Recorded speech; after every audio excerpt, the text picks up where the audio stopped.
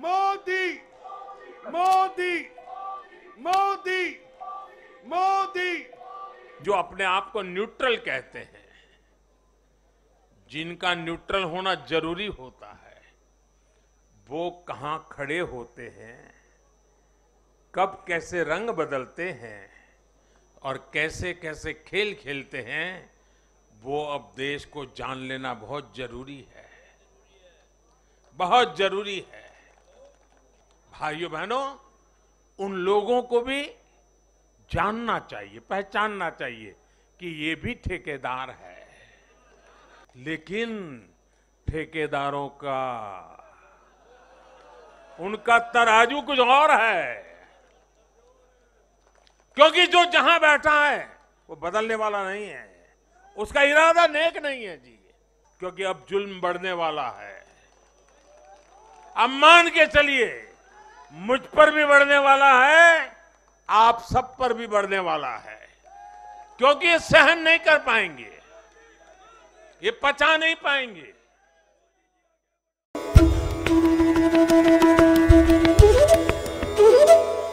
प्रधानमंत्री नरेंद्र मोदी अक्सर भारतीय जनता पार्टी की सरकार और अपने ऊपर उठने वाले सवालों की पृष्ठभूमि में सवालजीवी पत्रकारों को सवालों के घेरे में खड़े करने का कोई मौका नहीं गंवाते हैं।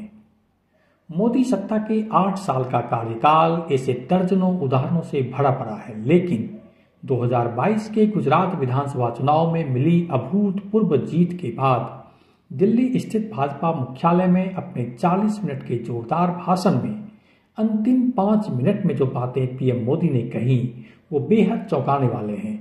चौंकाने वाले इसलिए क्योंकि इसमें सत्ता से सवाल करने वाले गिने चुने पत्रकारों को ठेकेदार की उपाधि से नवाजा गया है। पहली बार पीएम मोदी ने खुले तौर पर ऐसे ठेकेदारों के बारे में अपने नेताओं और कार्यकर्ताओं समेत देश की राष्ट्रवादी जनता को आगाह किया है, एक तरह से चेताया है।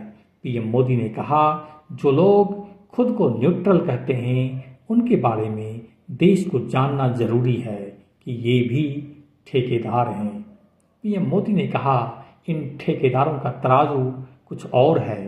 गुजरात की इस जीत के बाद इन ठेकेदारों का जुल्म और बढ़ने वाला है, मुझ पर भी और आप पर भी, क्योंकि ये हार वो पचा नहीं पाएंगे। भाइयों बहनों, इस चुनाव में अब बहुत लोगों को जानने पहचानने का भी अवसर मिल चुका है। पिछले कुछ चुनावों का एक बड़े कैनवास पर एनालिसिस करना चाहिए कि जो अपने आप को न्यूट्रल कहते हैं, जिनका न्यूट्रल होना जरूरी होता है, वो कहां खड़े होते हैं, कब कैसे रंग बदलते हैं और कैसे कैसे खेल खेलते हैं, वो अब देश को जान लेना बहुत जरूरी है, बहुत जरूरी है।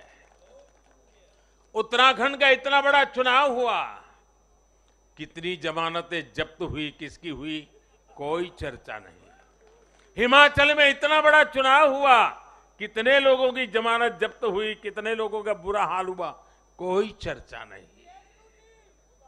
भाइयों बहनों, उन लोगों को भी जानना चाहिए, पहचानना चाहिए कि ये भी ठेकेदार है। राजनीति में सेवा भाव से एक मूक सेवक की तरह काम करना, वो जैसे डिस्क्वालिफिकेशन माना जा रहा है। क्या नौबत आई है, ये कैसे नए मापदंड लगाए गए हैं। अब देखिए, मुझे खुशी हो रही है कि हमारे गुजरात के सीएम भूपेंद्र भाई पटेल करीब करीब 2 लाख वोटों से जीते हैं। असेंबली सीट पे लोकसभा में भी कोई 2 लाख से जीते तो बहुत बड़ी बात मानी जाती है। असेंबली में करीब करीब 2 लाख वोट से जीतना, लेकिन ठेकेदारों का उनका तराजू कुछ और है। और इसलिए भाइयों बहनों, हमें निरंतर विपरीत इन जुल्मों के बीच में आगे बढ़ना है।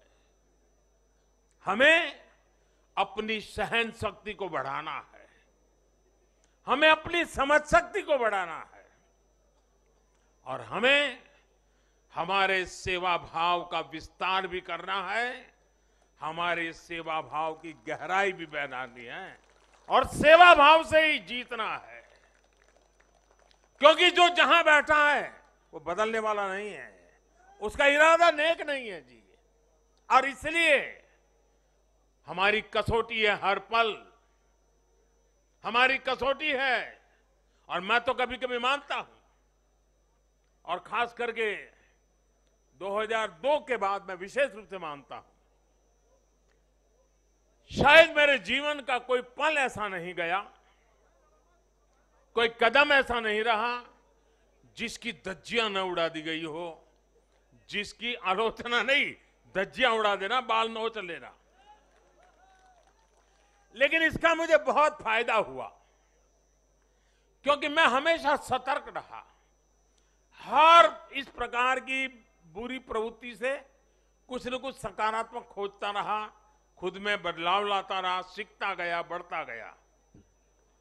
और जिन लोगों को चारों तरफ से उछालने वाले लोग रहते हैं, कंधे पर बिठा करके नाचने वाले लोग रहते, उनसे सुधरने की भी संभावना नहीं होती। वो तो जो है वहां से भी बिगड़ेंगे। और इसलिए आलोचनाओं ने भी हमें बहुत सिखाया है। हर आलोचना में से हमारे काम की चीज हमें खोजते रहना है, हमें अपनी शक्ति को बढ़ाते रहना है और कठोर से कठोर झूठे आरोपों को सहने का सामर्थ्य भी बढ़ाना होगा साथियों, क्योंकि अब जुल्म बढ़ने वाला है। अब मान के चलिए, मुझ पर भी बढ़ने वाला है, आप सब पर भी बढ़ने वाला है, क्योंकि ये सहन नहीं कर पाएंगे, ये पचा नहीं पाएंगे।